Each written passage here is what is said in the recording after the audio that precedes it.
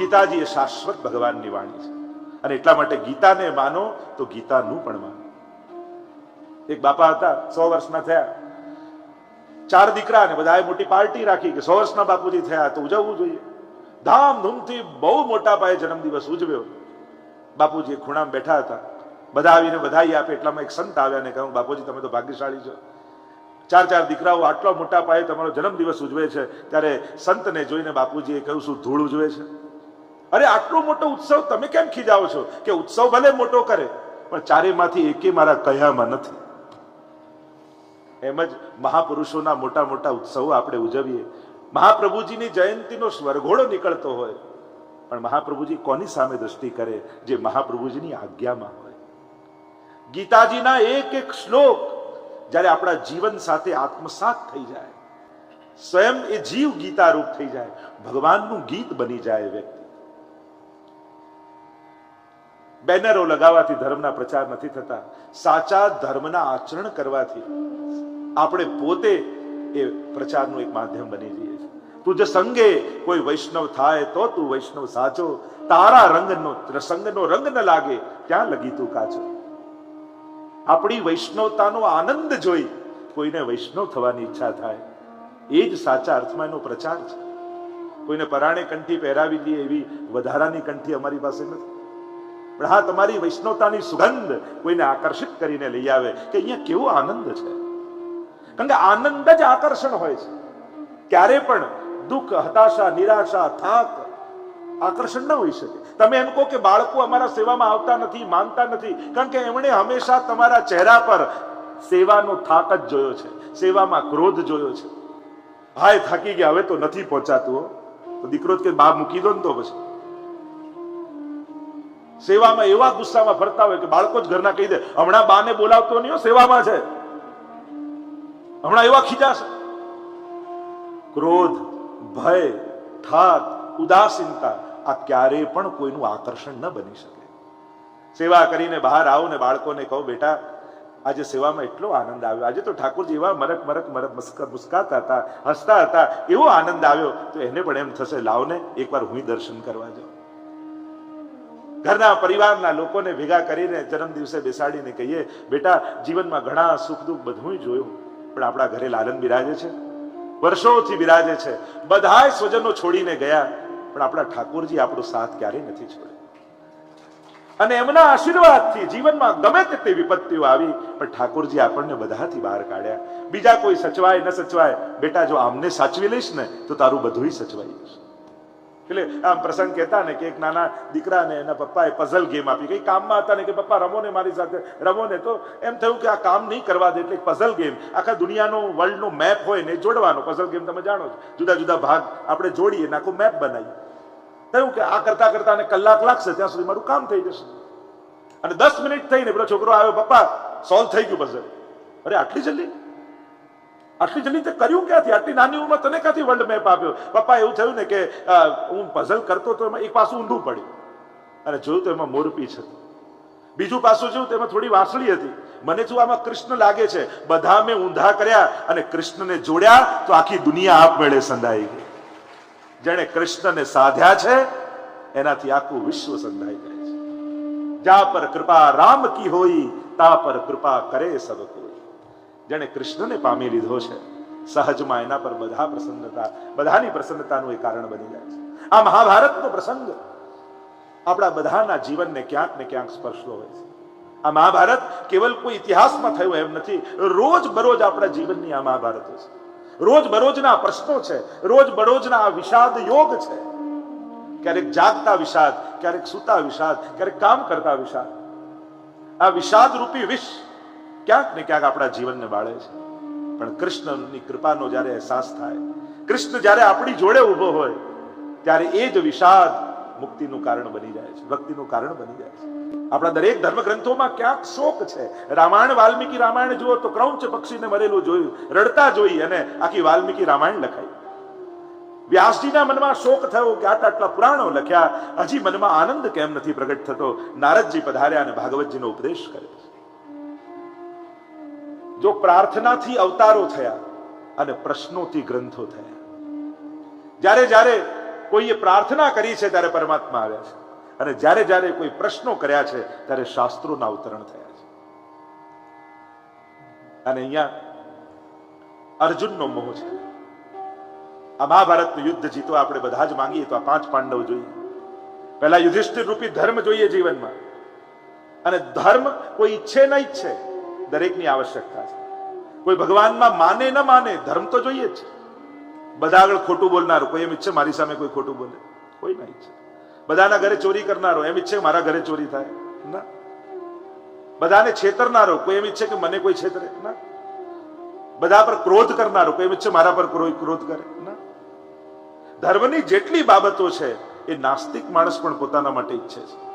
ભગવાનમાં માને કે ન માને, ધર્મ તો ઈચ્છે જ છે, અને ધર્મ છે એટલે જ ચાલે છે. એક વસ્તુ યાદ રાખો,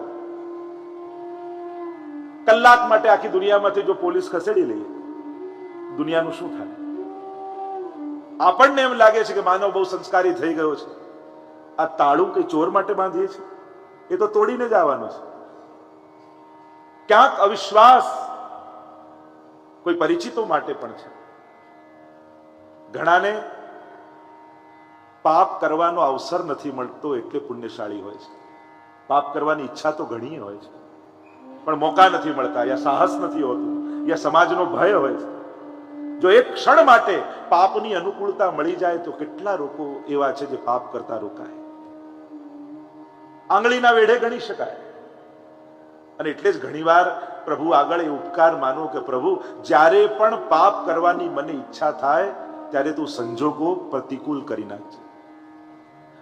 મારી ઈચ્છાથી હું રોકાઈ શકું એમ નથી, પણ ઘણીવાર ભગવાન આપણી ઈચ્છાઓ પૂરી ન કરીને પણ આપણા પર બહુ મોટી કૃપા કરતો હોય છે. નહીં તો એવી છૂટ આપી દઈએ ને કે આજથી તારી જે ઈચ્છા હોય પૂરી થાય, ભગવાન એવા આશીર્વાદ આપે, પછી કોઈ દુશ્મનની જરૂર જ ન પડે. આપણું પતન કરવા માટે આપણું મન જ કાફી છે.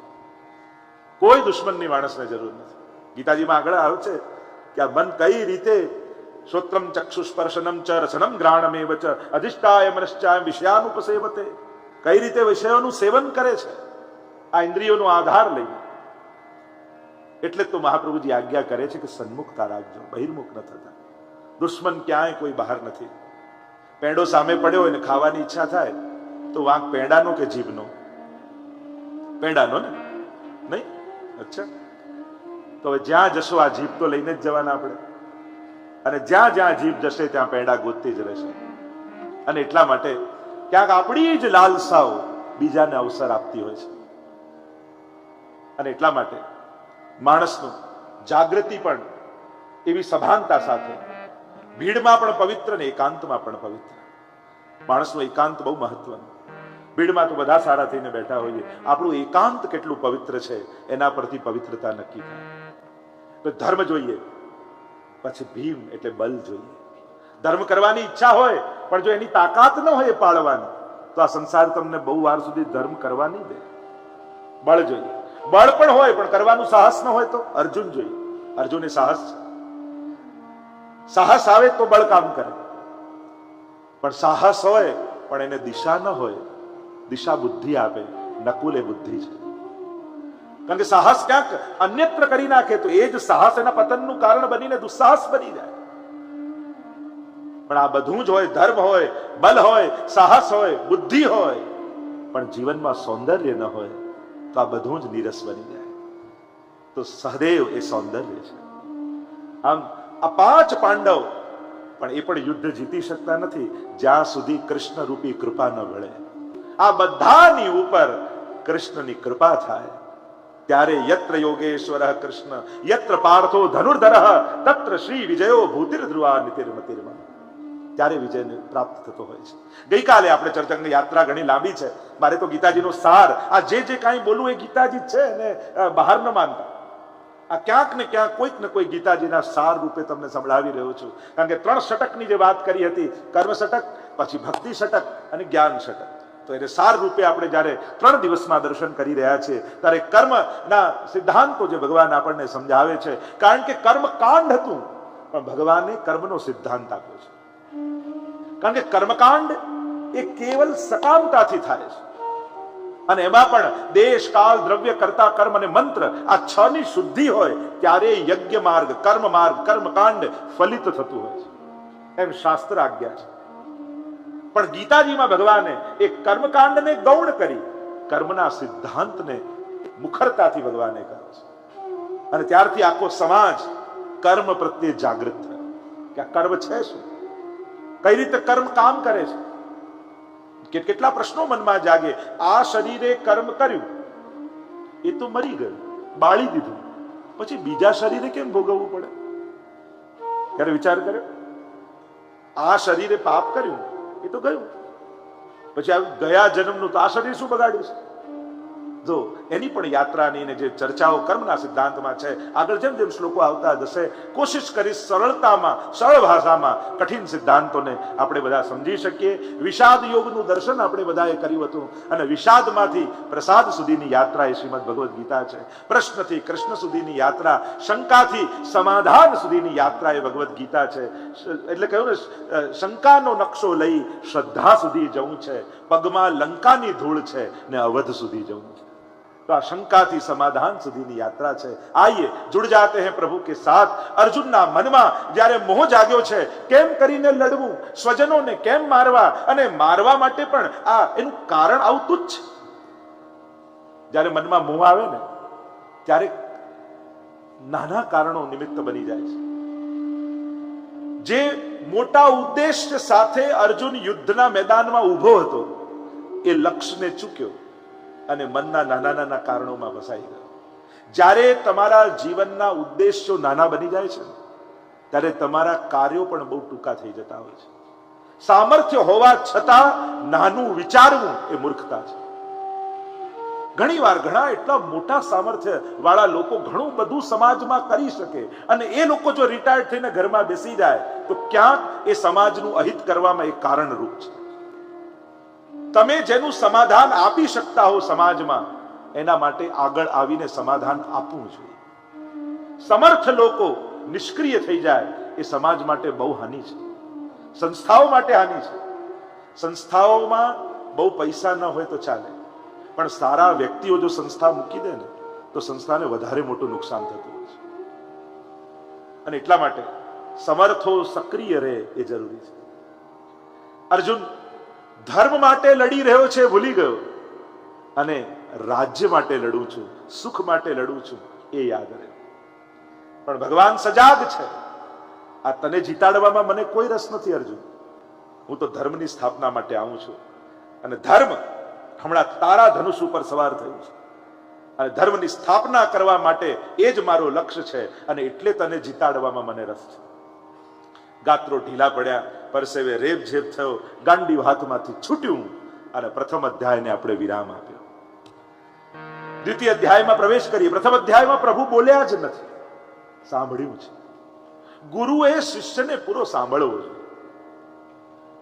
જ્યારે ખાલી થાય શિષ્ય ત્યારે એમાંથી કંઈ ભરી શકાય. અને એટલા માટે પ્રભુ પૂરેપૂરું સાંભળે છે અર્જુન અને બોલી લેવાનું. અને એકવાર તો અર્જુનને પણ એમ થયું કે લાગે છે કે પ્રભુ કન્વિન્સ થઈ ગયા છે. હમણાં મને કહેશે કે અર્જુન, તું તારી વાત બિલકુલ સાચી છે, ચાલ આપણે ઘરે જતા રહીએ. હવે યુદ્ધના મેદાનમાં કોઈ સૈનિક બોર્ડર પર ઊભો હોય અને ત્યાં જઈને આવી વાત કરે તો એને ફાયર જ કરી દે ને. એને અર્જુન હજી કૃષ્ણને બરાબર ઓળખ્યું નથી. એને થયું કે કૃષ્ણ મને વાલ કરશે અને કૃષ્ણએ તો એક થપાટ મારી. ક્લૈબ્યમ માસમાં ગમક પાર્થ, નપુસકની જેમ વાત કરે છે. દ્વિતીય અધ્યાય ભગવાન ની આગળ જ્યારે અર્જુન બે હાથ જોડીને બેસી ગયો, કઈ સમજ પડતી નથી શું કરવું. શિષ્યસ્તે હમ સાધિ મામ ત્વામ પ્રપન્નમ.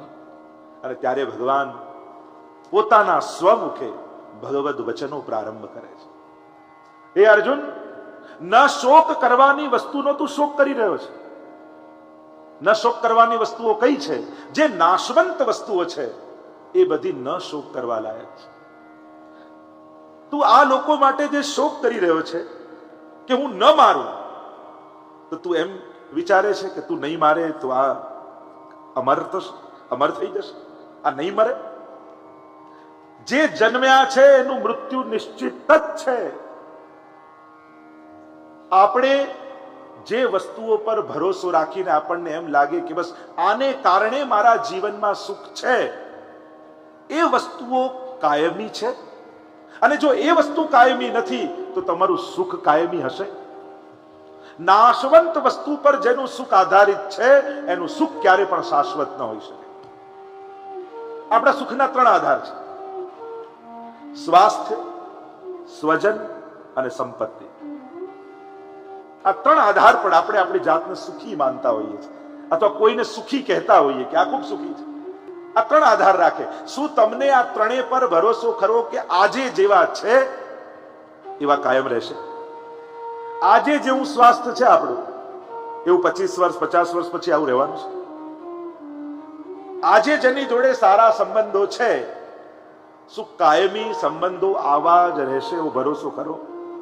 અરે એક દિવસ કંકોત્રીમાં નામ લખવાનું ભૂલી જાઓ ને તો સંબંધો તૂટી જાય છે, વર્ષો વર્ષોના. જો લોકોના અને ભગવાનના વ્યવહારમાં આ જ ફરક છે. તમારા ઘરે પ્રસંગ હોય, બધાને કંકોત્રી આપવા માટે તમે નીકળ્યા, અને એક તમારો ખાસ મિત્ર, બહુ નજીકનો સગો પાછો, અરે બધાને આપવામાં એને આપવાનું જ ભૂલી ગયા. અને લગ્નના 1 રાત પહેલા યાદ આવ્યું કે આને તો કંકોત્રી રહી ગઈ, પણ બીજા દ્વારા ખબર પડી કે આને તો નથી મળી, નારાજ થઈને બેઠા છે. અને તુરંત રાતના તમે ગાડી કાઢી કંકોત્રી લખી અને એને આપવા ગયા, અને પેલો શું કે હવે યાદ આયા? આખા ગામને કંકોત્રી આપી દીધી ને હું આટલો નજીકનો, અને છેલ્લી રાતના કંકોત્રી આપવા આવો છો, જાઓ કોઈ નહીં આવે તમારા લગ્નમાં. આ સંસાર. અને અમારો ભગવાન કેવો, ગજેન્દ્ર ડૂબતો હતો, બધાને બોલાવ્યા, પત્નીને, બાળકોને, રક્ષા કરો, બચાવ, બધા સાથે કોશિશ કરી લીધી. છેલ્લી ઘડીએ હે હરી પોકાર કર્યો, અને મારો નાથ બધા આવે એના પહેલા આવીને ઉભો રહી ગયો. આ મારો ઠાકોરજી છે. અને એટલા માટે આપણા સારા પ્રસંગોમાં બધાને યાદ કરીએ, પણ હમણાં તો પ્રસંગ ઘરમાં છે, ઠાકોરજીની સેવા તો નહીં થાય, લાવો કોઈ બેનપણીને ત્યાં પધરાઈએ. જેની કૃપાથી સારા દિવસો આવ્યા એને કાઢી મૂકશો તો આશીર્વાદ કોના લેશો? હે ગોવિંદ, હે ગોપાલ, પુકાર કિયા. પ્રભુ આગળ જ્યારે ઉભા હોય, 2 હાથ જોડીને જ વિનંતી કરજો, પ્રભુ તને વચન આપું છું કે જ્યાં સુધી મને ભાન છે ત્યાં સુધી તને ભૂલીશ નહીં, પણ જ્યારે મારો અંત સમય આવે અને મારા શરીર પર મારો કંટ્રોલ ન રહે, ભાન ન રહે, બેભાન હો, એ સમય અંત સમય તું સંભાળી લે. ત્યારે મને ભાન નહીં હોય કે તારું નામ લેવું, તને બોલાવવું, તારું નામ પુકારવું, તારું સ્મરણ કરવું, પણ મારી અંતિમ ઘડીને તું સાચવી લે. મારા મનમાં આવીને તું બેસી જજે, આંખ બંધ કરું અને તું દેખાય એવી કૃપા કર. એટલે પ્રભુનું નામ એ મન લાગે ન લાગે આદત બનાવી દે. અને છેલ્લી ઘડીએ ક્યાંય એવી સભાનતા નહીં હોય કે મન જાગૃત થઈને નામ લે, પણ આદત હશે ને, અને છેલ્લી ઘડીએ નર્સ ઇન્જેક્શન પણ મારશે ને દુખશે ને, અને મુખમાંથી હે હરી નીકળી ગયું તોય આપણો ઉદ્ધાર થયો. પ્રભુ રાઈ જીતની સેવા કો ફલ માનત મેરું સમાન. આવા સ્વભાવ. પ્રભુ ભલે સર્વજ્ઞ રહ્યા, પણ એક વિષયમાં પ્રભુ બહુ કાચા છે, અને એ છે પ્રભુને ગણિત નથી આવડતું. એમને ગણિત નથી આવડતું. માણસ એક બીજ વાવે ને જુઓ ને કેવા હજારો ફળ આપી દે છે. આ ગણતરી કરતા તો આપણે શીખવાડ્યું છે કે આટલી માળા કરીએ તો આટલા આપવા, આટલા પાઠ કરો તો આટલું ફળ આપવું. પ્રભુને ગણિત નથી આવડતું, અને એટલા માટે ગણિતનો સંબંધ પ્રભુ સાથે બાંધશો. એ તો પ્રેમાળ છે, એ તો કૃપાળ છે. છેલ્લી ઘડીએ સંસાર નારાજ થાય, પ્રભુ તો દોડતો આવે. એ અજામિલ પુકાર કરે, નારાયણ નામથી પોતાના પુત્રને મોવશ થઈ, તોય એ દોડતો આવે. અશોચ્યાનંદ શોચસ્ત્વમ પ્રજ્ઞાવાદાંશ ભાસસે. ન શોક કરવાની વસ્તુનો તું શોક કરે છે, અને પાછી વિદ્વાનો જેવી વાણી બોલે છે. આજે જેવું સ્વાસ્થ્ય છે એવું કદાચ કાલે નહીં રહે. આજે જેવા સંબંધો છે એવા કદાચ કાલે નહીં રહે. આજે જે સંપત્તિ છે કદાચ કાલે હોય ન હોય, કોણ જાણે. હા, આ બધું પકડી નથી શકાતું, આનો સદુપયોગ કરી શકાય છે. સમય એવો છે કે તમે એને પકડી નથી શકતા. ઘડિયાળ બંધ કરી દો એટલે કે સમય થોડી રોકાઈ જાય છે. સારી ઘડિયાળ પહેરી લેવાથી સમય થોડી સારો થઈ જાય છે. સમય તો સુધારવો પડે છે. અને એટલા માટે જ્યારે પણ અવસર મળે, સ્વાસ્થ્ય સારું હોય, સ્વજનો જોડે હોય, સંપત્તિ હોય, ત્યારે માનજો ભગવાને કંઈક સારું કરવાનો મને સંકેત આપ્યો છે. અને એવા સમયે સારું કરી જ લેવું. કારણ કે યુવાની છે ને ત્યારે જો સારું ન કર્યું, શરીર ચાલે છે ત્યારે સારું ન કર્યું, તો જ્યારે શરીર ચાલતું અટકશે અને ચાલતા ફરતા બંધ થશો, ત્યારે ખાટલામાં સૂતા સૂતા વિચારશો શું? જો સારા સંસ્મરણો ભેગા ન કર્યા, જો સત્સંગનો સમય આપણો કેમ? કારણ કે આ સમય નથી, આ સમય આપણું સંસ્મરણ બની જવાનું છે. કયો સમય આપણો કે જે ક્ષણો સંસ્મરણોમાં પરિવર્તિત થઈ જાય, એ સમય કાયમ માટે આપણો થઈ જતો હોય છે. તમને ભૂતકાળમાં કોઈ કહે કે ભૂતકાળ યાદ કરો, સારા દિવસો યાદ કરો, ત્યારે તમે કઈ એમ યાદ કરો આટલા વાગે ઉઠતો, ખાતો, પીતો, એ બધું યાદ કરો ના. જે ક્ષણો સંસ્મરણો બની છે, એટલી ક્ષણો તમારી થઈ જાય છે. આ 3 દિવસ આ પરિવાર માટે આ સમય નથી, આ સંસ્મરણો છે. અને પરિવાર માટે પણ, બધા માટે સત્સંગની ક્ષણો એ આપણી છે. કારણ કે કેવલ ક્ષણ નથી હોતી, એ સંસ્મરણ હોય છે. આ કાયમ માટે, ચિરકાલ માટે જ્યારે જ્યારે આપણે આ પ્રસંગોને યાદ કરીશું, ત્યારે ચિત્તમાં આનંદ આવશે. અને એટલા માટે આ ત્રણેય એક સરખું રહ્યું નથી અને રહેવાનું નથી. અને એટલા માટે જો આપણું સુખ એવી વસ્તુ પર આધારિત છે જે કાયમી નથી, તો આપણું સુખ પણ કાયમી નથી રહેવાનું. એટલે જ લોકો કહે ને, જે બધું ભેગું કર્યું અહીંયા જ મૂકીને જવાનું છે, કોઈ લઈ જઈ શકવાનું નથી ને કોઈ મારી પાસે ઉપાય છે લઈ જવાનું. આવતા જન્મમાં લઈ જવું હોય તો સાવ સહેલો ઉપાય છે. આમાં આ જન્મમાં જે સુખ મળ્યું એ જો બધું આવતા જન્મે લઈ જવું હોય, જેમ તમારે અહીંયાથી અમેરિકા જવું હોય તો તમે રૂપિયામાંથી ડોલરમાં કન્વર્ટ કરો ને તો ત્યાં વાપરો, એમ આ જીવનમાં મળેલું સુખ જો પુણ્યમાં કન્વર્ટ કરી લો તો આવતા જન્મમાં પણ તમને સુખ મળતું રહેશે. મળેલા સુખને પુણ્યમાં કન્વર્ટ કરતા આવડવું જોઈએ. કારણ કે જો પુણ્ય બની ગયું સુખ, તો પછી હજારો ગાયોમાં એક વાછરડું હોય, એ વાછરડું હજારો ગાયોમાં પોતાની માને શોધી લે, એમ શાસ્ત્ર કહે છે. એમ કરેલા પુણ્યો કરોડોમાં આપણને ગોતી અને સુખો આપે છે.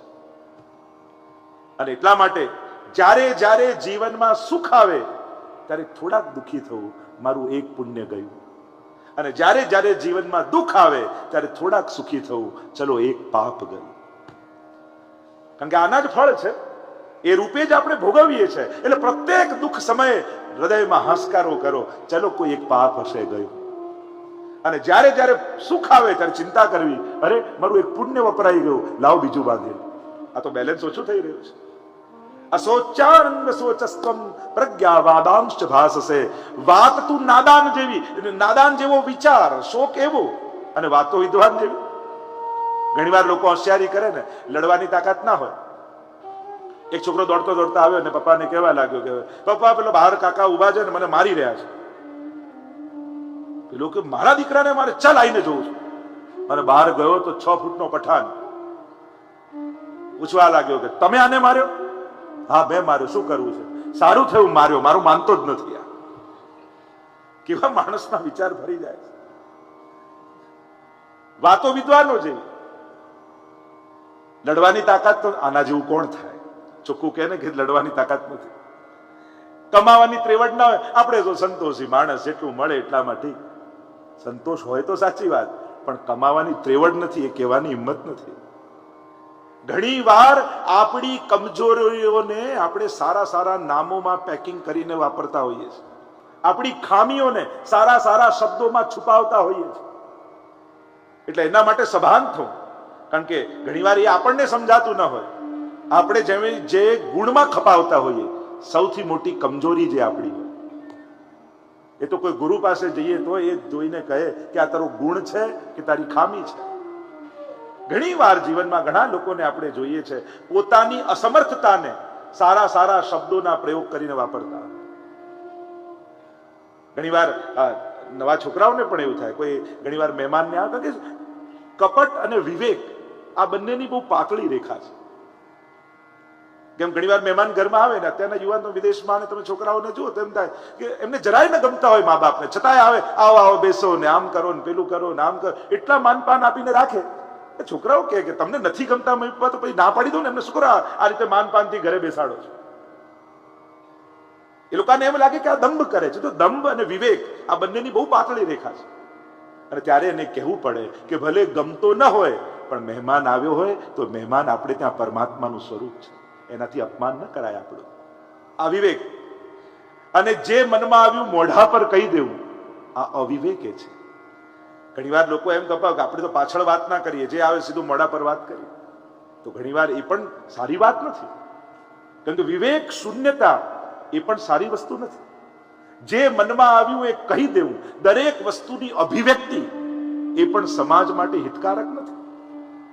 કારણ કે તમારો વિચાર હોઈ શકે, પણ એ તમારો વિચાર એ બધા માટે ઉપકારક હોય જરૂરી નથી. અને એટલા માટે મન મારીને પણ વિવેક રાખવો બહુ જરૂરી છે. ઘણીવાર મનમાં આવેલી મા બાપને કહી દઈએ, આને કહી દઈએ, પેલું કહી દઈએ, તો એ કોઈ શ્રેષ્ઠ વસ્તુ નથી. ક્યાંક જે જગ્યાએ જે રીતે વાત થતી હોય એ રીતે જ કરાય.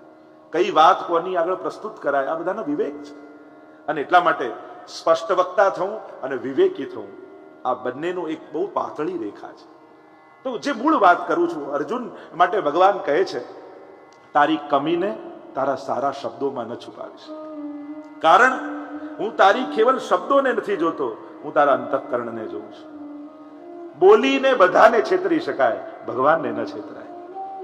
ન ચાતુર્યમ પ્રયોજકમ અંતર્યામી સમસ્તાનામ ભાવમ જાનતિ માનસમ. શિક્ષાપત્રમાં પણ હરિરાયજી કહે ને કે તું ગમે તેટલો ચતુર હોય, ચતુરાઈ બધી જગ્યાએ કરજે, ઠાકોરજી આગળ ન કરતો. કારણ કે તારા અંતઃકરણનું જાણે છે, એ સમજે છે. એક ભાઈએ નક્કી કર્યું કે રોજ સવારના ઠાકોરજીના દર્શન કરવા એટલે મારો દિવસ સારો જાય. 10 દિવસ તો ગયો, 11મા દિવસે ભગવાન પીઠ દઈને બેઠા હતા. પેલા પૂછ્યું કે અરે પ્રભુ, મારો દિવસ સારો જાય એટલા માટે રોજ આપના દર્શન કરવા આવું છું, ઊંધા કેમ બેઠા છો? ભગવાન કે મારો દિવસ સુધારવો હોય કે નહીં? સવારે સવારે તને જોઈને મારો દિવસ કેવો જાય?